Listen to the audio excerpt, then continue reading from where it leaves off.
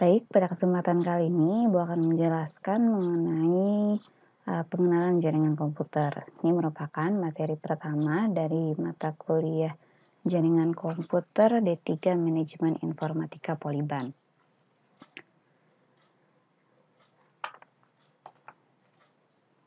Mengapa perlu jaringan komputer? Kalau komputer nanti ada jaringan berarti disebut standalone komputer ya. Untuk apa sih sebenarnya jaringan komputer? Jaringan komputer adalah kumpulan perangkat komputer yang dihubungkan agar dapat saling berkomunikasi dengan tujuan berbagi sumber daya. Oke, kalau di garis bawahi di sini adalah sekumpulan peralatan komputer ya.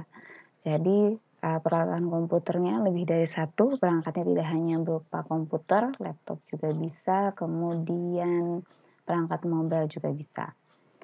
Tujuan supaya apa? Bisa berkomunikasi antara alat-alat yang terhubung ini dan berbagi sumber daya. Bagi sumber daya seperti pembagi file. Pembagi file itu kalau jaringan lokal bisa pakai FTP ya, file transfer protokol. Kemudian selain file juga bisa berbagi perangkat keras, penggunaan perangkat keras seperti printer itu bisa dibagi dengan adanya jaringan komputer. Jadi mungkin printernya cukup satu, tapi dipakai oleh satu ruangan yang ada 10 komputer yang di dalam ruangan tersebut. Jadi cukup printernya satu saja, bukan setiap komputer satu printer gitu. Jadi ini lebih hemat dan juga lebih efisien. Kemudian agar jaringan dapat berfungsi dibutuhkan layanan-layanan yang dapat menghubungkan pembagian sumber daya. Oke, kita jelaskan nanti apa layanan-layanan jaringan tersebut ya. Kemudian dibutuhkan juga aturan-aturan atau protokol. Ini nanti kita sering muncul mendengar nama protokol-protokol ini. Karena jaringan itu ada protokolnya yang mengatur komunikasi dan layanan-layanan secara umum untuk seluruh jaringan. Dan beberapa yang menarik dari jaringan komputer ada 4 ini. Ada easiness, kemudahan dalam menggunakannya. Perangkat-perangkat jaringan itu sekarang sangat mudah digunakan ya. Setting-settingnya pun sudah ada, tidak perlu setting manual, sudah ada setting yang otomatis. Kemudian no distance, dengan ada perangkat jaringan berarti tidak ada jarak. Kemudian mobility itu bisa bergerak, bisa berpindah-pindah. Kemudian yang keempat efisien itu berhubungan dengan adanya penghematan uang, adanya percepatan waktu, itu bisa didapatkan dengan adanya jaringan komputer. Contohnya seperti tadi, pembagian sharing source printer. Printernya itu kan dalam satu ruangan ataupun dalam satu gedung cukup satu printer saja, beli yang canggih, yang bagus, yang sudah ada jaringan wifi-nya sehingga tidak perlu pakai kabel. Nah, jadi bisa diakses oleh berbagai macam perangkat komputer di lantai tersebut, di ruangan tersebut, atau di ruangan yang lain. Kemudian dampak jaringan dalam kehidupan. Ini adalah manfaat jaringan komputer dalam mendukung dan meningkatkan kehidupan. Beberapa di antaranya adalah traffic condition, mendukung kita bisa mengetahui traffic condition seperti apa. Contohnya sudah kalian sering lihat di TV ya, baik kalau misalkan contohnya seperti laporan-laporan berita tentang arus mudik dan lain-lain, itu bisa didapat dari manfaat dari jaringan komputer. Ada traffic condition. Sistemnya namanya traffic control management. Traffic control management adanya biasanya di kota-kota besar. Jadi misalkan ada macet di mana, di daerah mana, di titik mana gitu. Dengan adanya jaringan kita bisa mengetahui tingkat kemacetan. Jadi kalau kita ketahui situasi kondisi tersebut, berarti kita akan tahu nih jalan mana yang macet, jalan mana yang tidak. Jadi kalau macet tidak akan lewat situ. Jadi cari alternatif yang lain. Gitu. Kemudian traffic condition sendiri kalau misalkan sudah menerapkan konsep smart city ya, traffic condition itu bisa diatur, bisa dipecahkan masanya sesegera mungkin. Kemudian Manfaat jaringan adalah weather forecast atau perakiraan cuaca. Dengan ada jaringan kita bisa mengetahui perakiraan cuaca bagaimana. Kalau cuaca sendiri kan diamati dengan menggunakan satelit ya. Satelit tentu saja perlu jaringan. Kemudian dampak yang keempat yang sangat mempengaruhi sekarang adalah world news. Berita dari berbagai negara di ujung dunia pun kita bisa tahu detik itu juga, saat itu juga. Itu manfaatnya dari jaringan. Kemudian yang paling banyak sering digunakan juga ini adalah online banking. Dengan adanya jaringan itu mengubah mekanisme perbankan. Jadi dengan adanya jaringan, maka online banking, internet banking, mobile banking itu bisa dilakukan. Transaksi keuangan berarti tidak harus datang ke bank, tetapi juga sudah di genggaman kita masing-masing. Itu memudahkan kita melakukan transaksi, melakukan pengecekan data, pengecekan saldo, dan lain-lain. Kemudian di dampak jaringan dalam kehidupan juga, adanya media komunikasi populer, ini seperti sekarang ya, ada IM, instant messaging, ada wiki, ada blog, ada podcasting juga lagi ramai sekarang. Kemudian ada juga alat kolaborasi. Kemudian jaringan informasi untuk berbagi dan berkolaborasi meningkatkan pengajaran dan pelajaran. Ini yang kita laksanakan sekarang nih, manfaat jaringan yang ini ya. Meningkatkan pembelajaran dan pengajaran. Karena kita tidak bisa melakukan proses belajar mengajar secara langsung di kampus, alternatifnya adalah kita menggunakan pembelajaran jarak jauh yang menggunakan memanfaatkan jaringan internet.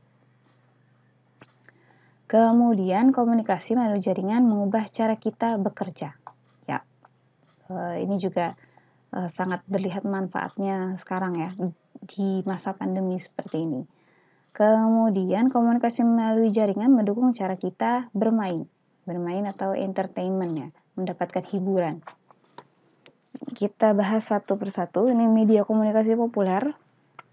Ada IM instant messaging, ini juga rame-rame sekali, semakin rame sejak perangkat mobile smartphone itu dikeluarkan.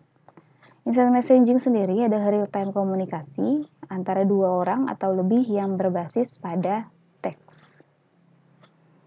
Jadi, kalau misalkan di zaman ibu dulu masih belum ada WhatsApp,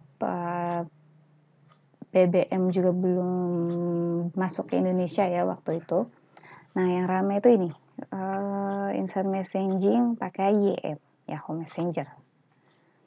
Ini sudah paling oke dah dulu ya, karena handphone kita waktu itu masih belum smartphone, istilahnya masih dummy phone, belum bisa melakukan banyak proses multitasking.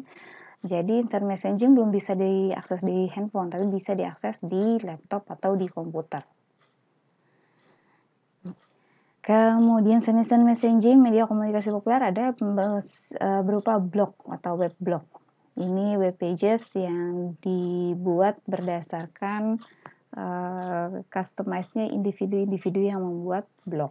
Jadi kan blog macam-macam ya, ada yang blog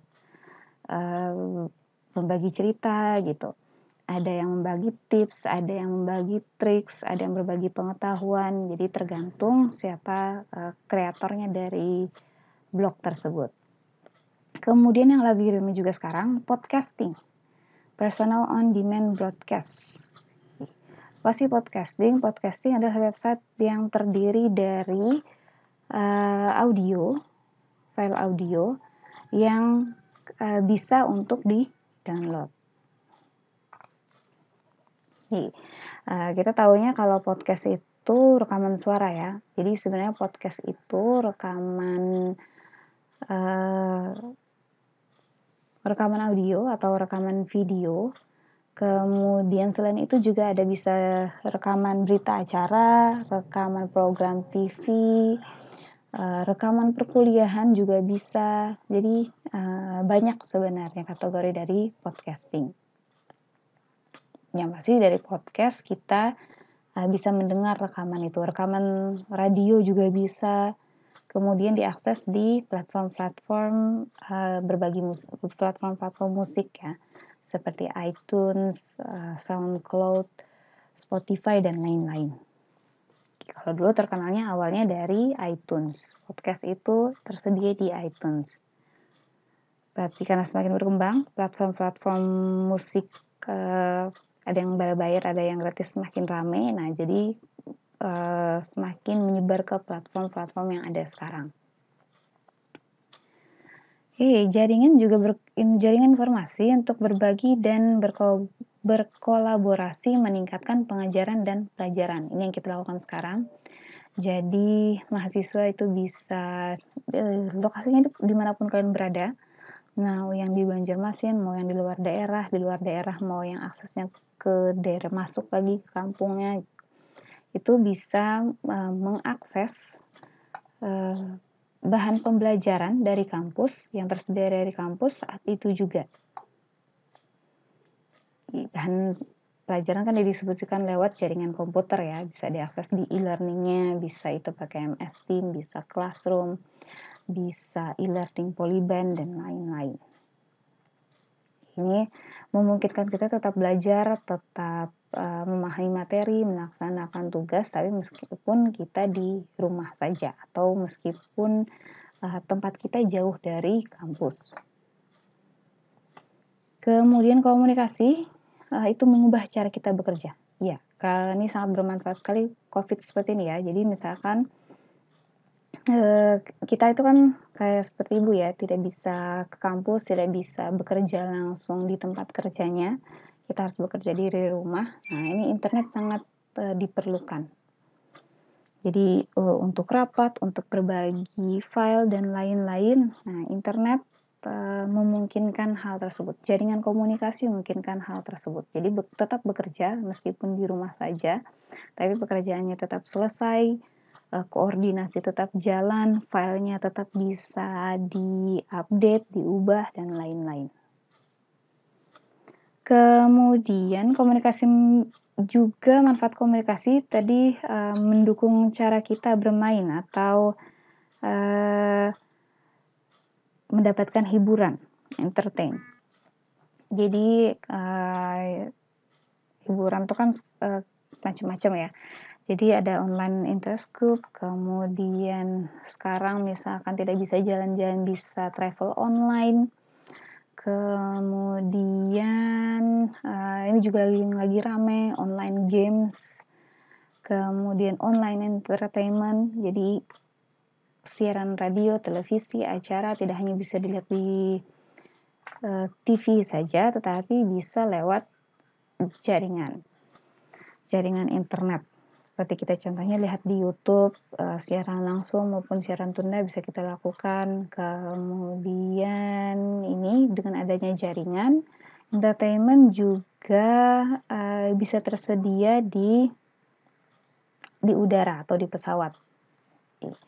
On the board data network provides a range of services to airline personal seatback video system. Jadi dengan adanya jaringan, kita juga bisa mendapatkan hiburan meskipun kita masih di ketinggian di udara ya, di dalam pesawat. Dengan fasilitas terbatas, tapi kita bisa juga mendapatkan hiburan. Instant messaging sudah pasti. Instant messaging sekarang sudah ada gamenya ya. Kayak Facebook aja sudah ada gamenya. Ini sistem komunikasi. Jaringan komputer itu sama dengan jaringan komunikasi data atau sistem komunikasi. Jadi terjadi pertukaran data minimal antara dua entitas. Jadi kalau model komunikasi umum, secara prinsipnya itu kalau komunikasi data itu kan ada sistem sumbernya, ada tujuannya. Jadi pengirimnya siapa, penerima siapa. Kemudian pengirim sumber atau tujuan itu kan perlu alat juga ya untuk mengirimkan data, mengirimkan paket-paket data, mengirimkan komunikasi, itu ada alatnya. Kemudian ini alatnya, ada pengirim, ada alat pengirim, ada alat penerima. Jadi supaya alat-alat ini bertujuan supaya komunikasi datanya itu berjalan dengan lancar. Kemudian ada sistem pengirimannya. Kalau komunikasi jaringan berarti ini sistem komunikasi jaringannya, sistem jaringannya. Jadi ini kalau menggunakan modem berupa jaringan internet, ada sistem sumber, ada sistem tujuannya juga. Pengirimnya bisa berupa komputer. Kalau untuk terhubung ke jaringan harus pakai perangkatnya berupa modem. Kemudian dari modem ini nanti mengirimkan paket-paket datanya ke sistem jaringan. Dari sistem jaringan kemudian diterima lagi oleh modem, disandikan lagi paket-paket data yang dikirimkan melalui jaringan tersebut sehingga bisa diterima oleh penerimanya, servernya atau tujuannya.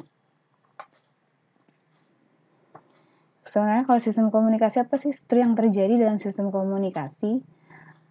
Sistem komunikasi itu ada banyak mekanismenya yang di dalam sistem komunikasi yang terjadi itu ada berbagai macam ya. Jadi misalkan kita ini mengirimkan teks misalkan menggunakan instant messaging seperti WA, BBM, kemudian Line dan lain-lain. Nah, itu kan berupa teks ya, berupa yang data yang kita kirimkan. Teks itu kan berupa, kalau kita pakai komputer atau pakai handphone, itu kan berupa bit-bit data digital. Berupa rangkaian 1, 0, 01 dan lain-lain. Seterusnya. Itu kan data digital. Kemudian data digital kalau untuk bisa dikirimkan, dikomunikasikan melalui jaringan internet itu tidak bisa berupa data digital mentah. Tidak bisa, harus diubah dulu menjadi sinyal analog. Jadi sinyal analog kalau misalkan pakai kabel itu berarti sinyal analognya berupa data-data bit-bit sumber energi listrik ya, karena yang dialirkan di jaringan kabel itu kan listrik. Kalau kita misalkan jaringan wireless itu berarti bisa pakai sinyal radio, tapi juga itu pakai sinyal analog dulu. Jadi sinyal analog itu alat pengubahnya ada DAC, digital analog converter. Makanya perlu perangkat di sini. Jadi mengubah bit-bit data menjadi sinyal analog. Kalau sudah jadi sinyal analog, barulah dikirimkan ke sistem pengiriman. Kalau wireless berarti dikirimkan di udara. Kalau di jaringan berarti lewat kabel-kabel jaringan. Kemudian kalau sudah ke penerima, itu kan masih berupa sinyal analog ya, yang data yang dikirimkan, sinyal analog diubah lagi, dikonversi lagi. Jadi sinyal analog supaya bisa diterima oleh penerimanya, tujuan, itu diubah lagi menjadi data-data digital atau bit-bit data. Diubah dari bit-bit data itu kan baru muncul keluar teks-teks yang pesan dikirimkan oleh pengirim. Jadi pesan WA itu lewat komunikasi datanya, mekanismenya itu seperti ini. Jadi sampailah akhirnya ke pesan yang kita terima, yang kita baca, kita bisa pahami gitu. Kata-katanya jelas sesuai dengan yang dituliskan oleh sumber. Ini jenis-jenis jaringan. Jenis jaringan tuh ada banyak ya. Ada yang berdasarkan koneksi keterhubungan, ada broadcast link, ada point-to-point link. Broadcast itu berarti membagikan informasi, menyebarkan sinyal. Kalau point-to-point dari satu perangkat ke perangkat yang lain. Kemudian berdasarkan skala. Berdasarkan skala ada 4, ada LAN, ada MAN, ada WAN, ada internet. LAN itu local area network. Kalau MAN metropolitan. Kalau WAN wide area network. Dan yang paling luas area cakupannya adalah internet network atau internet yang kita kenal sebagai internet sekarang. Kemudian kalau berdasarkan topologi ada bus, ada star, ada ring, ada mesh, campuran dan lain-lain. Banyak kalau berdasarkan topologi. Kemudian berdasarkan protokol jaringan juga banyak ya. Ada yang Ethernet, ada token ring, dan lain-lain. Kemudian berdasarkan arsitektur juga ada. Arsitektur ada terbagi jadi peer-to-peer, ada client server, kemudian ada juga hybrid. Hybrid itu gabungan dari peer-to-peer dan client server. Kita bahas, nah ini yang berdasarkan areanya. Kita bahas dari local area network dulu, LAN. Kalau untuk LAN sendiri, jaringan komputer lokal, ini dimiliki oleh sebuah organisasi.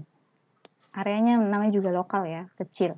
Berarti dimulai dari organisasi, di mana perangkat jaringan saling terhubung dalam sebuah gedung atau antar gedung yang berjarak hanya beberapa kilometer. Teknologinya bisa mau kabel pakai internet LAN, kalau wireless juga bisa. Wireless LAN. Kemudian jaraknya berapa? Jaraknya adalah kalau dalam ruangan itu kan 100 sampai 100 meter ya. Kayak di kelas kita, kayak di gedung perkuliahan gitu. Kayak di gedung perkuliahan 100 sampai 1000 meter. Kemudian kalau dalam satu lingkup kampus bisa 1000 sampai 10.000 meter. Atau kalau dikilometerkan jadi 10 kilometer. Intinya kalau LAN areanya adalah di bawah dari 10 km. Ingat ya, ini ya, LAN ya. Areanya di bawah dari 10 km atau kurang dari 10.000 meter. Itu areanya LAN, local area network. Di atas LAN ada yang disebut dengan, contohnya dulu. Ini contohnya LAN. Kalau LAN itu jaringan lokal, menghubungkannya masih dengan menggunakan, ini kita ambil contoh pakai hub. Pakai switch, pakai bridge. Jadi ini jaringan-jaringan yang terkumpul dalam satu area, dihubungkan ada perangkatnya. Nanti kita lihat bagaimana sih perangkat hub switch itu. Nah, itu. Kemudian, ini yang disebut tadi, ada Metropolitan Area Network. Jaringan komputernya sudah pasti lebih di atas dari LAN. Kalau LAN tadi kurang dari 10.000 meter, nah berarti MAN itu dari 10.000, tambah satu lagi nolnya sampai 100.000 meter. Atau kalau dikometerkan 10 km sampai 100 km, itu area MAN, area kota. Jadi namanya juga metropolitan ya, berarti jaringannya mencakup satu kota. Jaraknya berapa? Jaraknya 10 sampai 100.000 km. Contohnya bagaimana? Contohnya pakai jaringan TV kabel di dalam kota. Itu MAN. Ini internet melalui sistem TV kabel, contohnya kan ada internet TV kabel, ada servernya kan. Server untuk terkoneksi ke internet, kemudian untuk membagi-bagi sinyalnya itu ada junction box. Jadi junction box 1 di area 1 khusus menangani area mana gitu. Misalkan area Kayu Tangi. Jadi menangani area Kayu Tangi atau komplek-komplek di area Kayu Tangi. Kemudian ada lagi di daerah lain lagi untuk menangani satu area biasanya perlu pakai junction box. Kemudian di atasnya MAN ada yang disebut dengan WAN, Wide Area Network.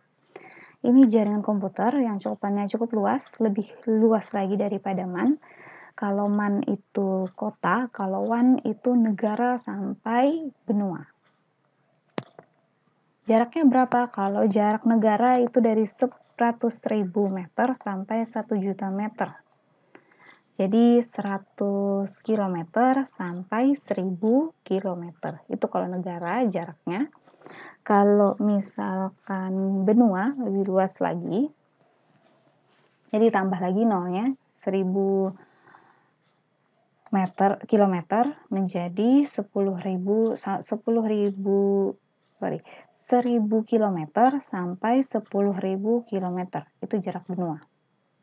Jarak satu benua ya. Jadi misalkan benua Asia, nah berarti jaringannya mencakup hanya benua Asia saja, belum sampai ke Eropa, ke Amerika, ke Afrika. Jadi diingat kalau jarak WAN itu kalau negara kurang dari 10.000 km.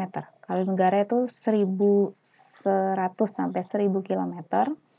Kemudian kalau benua itu 1000 km sampai 10.000 km. Intinya kalau WAN adalah di bawah 10.000 km atau 10 juta meter. Teknologinya bisa menggunakan switching, circuit switching, paket switching, frame relay, ATM. ATM ini bukan ATM beruang ya, tapi di sini adalah asynchronous transfer mode.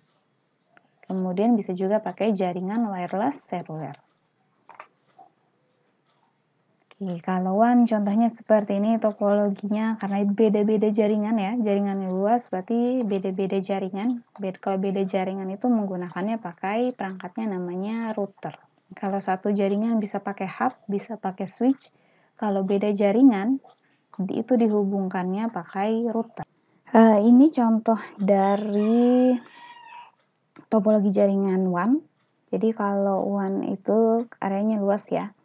Areanya luas itu sudah pasti menghubungkan jaringan-jaringan yang berbeda. Kalau menghubungkan jaringan yang berbeda itu pakai router. Jadi pakai router, satu jaringan itu misalkan sini jaringan di Indonesia, jaringan di Malaysia. Jadi menghubungkan jaringan-jaringan yang berbeda itu menggunakan router. Berdasarkan area yang terakhir itu adalah internet. Internet sudah pasti sekumpulan jaringan berbeda. Kumpulan dari LAN, WAN, atau MAN yang saling terkoneksi. Jaraknya sudah pasti lebih luas daripada WAN. WAN tadi kan sampai 10.000 km. Berarti internet adalah lebih dari 10.000 km. Internet menghubungkan semua jaringan komunikasi di seluruh dunia.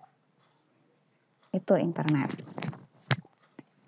Kemudian internet ini topologinya contohnya routernya digunakan juga semakin banyak daripada WAN karena jaringannya kan mencakup seluruh dunia ya. Sudah pasti jaringan-jaringan berbeda itu dihubungkan. Perangkatnya bisa pakai router. Router yang diperlukan juga semakin banyak karena beda-beda kelasnya, beda-beda jaringannya. Berarti perangkat yang diperlukan adalah router. Kemudian router antara satu benua dan benua lain sudah pasti perlu koneksi juga. Ini contohnya topologi jaringan internet. Perangkat jaringan itu secara umum ada yang disebut host, ada yang disebut dengan node ya. Jadi nanti kalau kita bikin topologi, ada yang disebut host, ada yang disebut node. Host itu siapa sih? Host itu alat yang memprosesnya, ya, alat yang untuk pemrosesan seperti PC, komputer, printer, IP, perangkat-perangkat yang dihubungkan oleh perangkat jaringan. Ujungnya lah itu. Ujungnya jaringan yang menerima data, yang mengirim data. Nah, bisa berupa PC tadi, komputer, bisa berupa laptop, bisa berupa printer, IP phone, ada laptop, ada PDA, ada mobile phone, dan lain-lain. Itu kalau istilahnya disebut dengan host, alat pemrosesnya. Kemudian sudah pasti perlu ini, Network Interface Card, NIC. NIC atau juga bisa disebut dengan LAN card, Ethernet card juga bisa disebut demikian. Apa sih fungsinya NIC ini? NIC ini biasanya ada di masing-masing laptop atau komputer yang kita gunakan. Ini yang memungkinkan komputer atau laptop kita itu terhubung dengan terkoneksi ke jaringan. Ini perangkatnya, ini kartunya.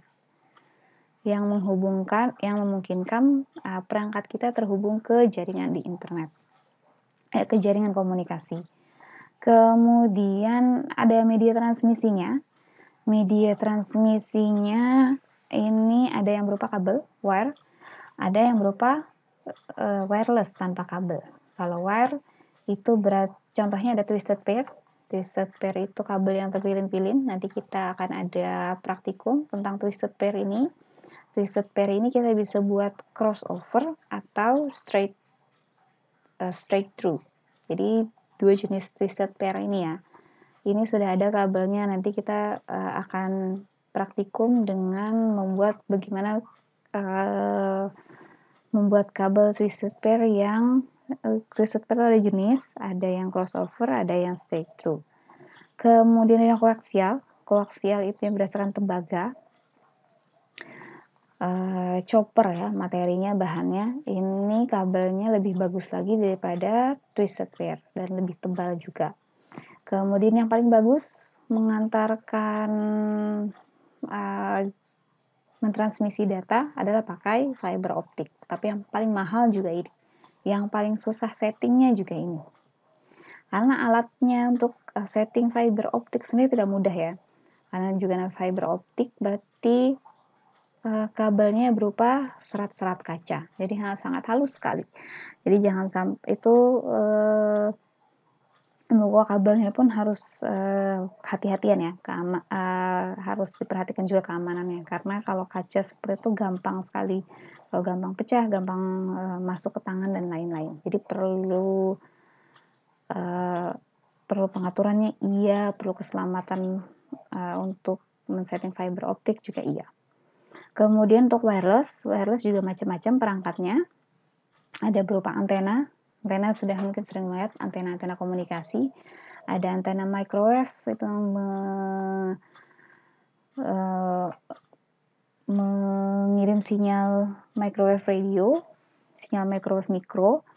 Nah ini biasanya untuk sinyal-sinyal dengan frekuensi tinggi. Ini biasanya pakai microwave radio. Ada broadcast radio. Broadcast itu berarti sinyalnya dikirim ke banyak tempat secara bersamaan, ke banyak titik. Kemudian ada infrared. Nah, infrared juga bisa. Jadi pernah punya handphone yang ada infrarednya. Kalau zaman dulu masih ketemu ya, dulu yang dummy phone itu yang belum smartphone itu media transfer datanya bisa pakai infrared. Kalau infrared berarti alatnya harus didekatkan, harus tidak ada jarak sama sekali, malah disampingkan, pokoknya didekatkan gitu, infrared. Berbeda dengan Bluetooth itu bisa ada jarak kan, bisa jarak 1 meter itu masih bisa mengirim, pokoknya masih bisa ada jaraknya. Perangkatnya tidak harus didekatkan, tidak harus diketemukan seperti infrared. Ini perangkat-perangkat yang mungkin nanti kita akan gunakan. Ada repeater itu yang memperkuat sinyal, memperluas sinyal. Jadi misalkan sinyalnya kita itu untuk area bisa hanya untuk di jurusan saja misalkan, tapi ingin juga diakses ke ruang kuliah, jadi biar sinyalnya lebih kuat, lebih luas, bisa pakai repeater. Kemudian hub ini menghubungkan perangkat-perangkat dalam satu jaringan yang sama. Nah, biasanya ini ada di lab-lab komputer, itu untuk menghubungkan komputer-komputer dalam satu kelas, biasanya pakai hub, pakai switch, atau pakai bridge. Ini untuk satu jaringan yang sama nih, tapi beda mekanismenya. Kemudian ada juga disebut dengan router, kemudian ada juga disebut dengan gateway. Mereka ini disebut dengan node-nya. Node ini perangkat jaringannya ya. Perangkat jaringannya. Kalau router itu menghubungkan jaringan-jaringan berbeda. Jaringan berbeda itu pakai router menghubungkannya. Jadi misalkan antara lab satu dengan lab yang lain, lab di bisnis dengan lab di akuntansi misalkan, itu kan jaringannya berbeda ya. Jadi menghubungkannya bisa pakai router. Atau misalkan jaringan kita yang ada di lab itu terhubung ke internet, nah harus ada pakai routernya juga. Oke, kemudian diperlukan juga dalam jaringan adalah sistem operasinya, sistem operasi jaringan. Kalau menyediakan fungsi khusus untuk apa saja? Yang pertama untuk menghubungkan sejumlah komputer dan perangkat lainnya ke sebuah jaringan. Kemudian mengelola sumber daya jaringan. Kemudian akan menyediakan layanan. Kemudian yang keempat menyediakan keamanan jaringan bagi multiple user. Kemudian sistem operasi oleh jaringan client server yang umum digunakan, biasanya dari keluarga Windows NT Server atau Windows Server. Ini kalau yang namanya keluarga Windows sudah pasti berbayar. Kemudian ada sistem operasi lain, yaitu Novel Network, dan kalau yang mau gratis bisa pakai Unix atau Linux. Kemudian ada juga sistem operasi biasa, seperti Windows 98, 2000, XP, Windows NT Workstation, Windows 10, Windows 8, Windows 7, Vista, itu tidak digunakan oleh server. Itu tidak bisa ya, karena berbeda. Untuk personal komputer biasa, bisa digunakan untuk jaringannya, bisa untuk jaringan tapi tidak bisa digunakan sebagai server. Kalau sistem operasi seperti itu, mereka menyediakan sumber daya untuk jaringan, seperti bagaimana cara mengakses file atau mengakses printer. Kalau digunakan sebagai server untuk penyedia layanan berbasis jaringan itu tidak bisa. Itu sistem operasi yang untuk personal user ya. Jadi kalau sistem operasi untuk jaringan itu ada tersendiri jaringannya. Jadi kalau Windows server itu kan ada banyak versinya. Nah, itu ada berbayar dari yang paling lama murah sampai yang paling terbaru ya rada-rada mahal. Oke, sampai di sini jika ada pertanyaan silahkan tanyakan di postingannya. Kita buat jadi di MS Team jadi forum diskusi saja. Jadi jika ada pertanyaan silahkan ditanyakan. Kemudian yang menjawab pun tidak harus ibu ya. Jadi misalkan kalau kalian tahu jawabannya, bisa menjawab atau menanggapi jawaban teman kalian, silahkan aja ketik. Menurut sepengetahuan saya tuh begini. Tapi yang sumbernya jelas ya. Memang kalian paham benar apa yang kalian ketik, apa yang kalian tuliskan. Jadi silahkan. Kalau yang bertanya pun, yang mana yang kurang paham, silahkan ditanyakan di grupnya. Ini tugas berkelompok. Tugas berkelompok ini kita buat tugas berkelompok, kita diskusikan minggu depan. Jadi ini deadline-nya adalah hari Senin, kuliah kita hari Senin kan ya, berarti hari Minggu, jam 12.00, jam 24.00. Itu deadline-nya. Jadi kumpul sebelum jam 24 di hari Minggu. Ini tugasnya berkelompok, silahkan kalian pilih sendiri. Satu kelompok terdiri dari 6 orang. Bebas, itu tidak ibu tentukan. Jadi bebas pilih satu kelompok terdiri dari 6 orang, tugasnya sama semuanya buat paper tentang materi yang 4 ini. Yang pertama itu tadi tentang menyambung pertanyaan yang sebelumnya, tipe-tipe jaringan. Nah, ini kalian spesifikasikan khusus untuk berdasarkan arsitektur jaringan. Jadi jelaskan, jaringan berdasarkan tipe arsitekturnya itu kan ada client server, ada peer-to-peer, ada hybrid. Jadi jelaskan mekanismenya itu bagaimana, bentuknya seperti apa. Nah, juga arsitektur kan ya, bentuknya seperti apa, sebutkan. Itu yang satu. Yang kedua, tipe jaringan berdasarkan topologi jaringan. Ini penting juga diketahui. Jadi berdasarkan topologi jaringan itu kan terdiri banyak. Ada yang bus, ada yang star, ada yang tree, ada yang mesh, dan lain-lain.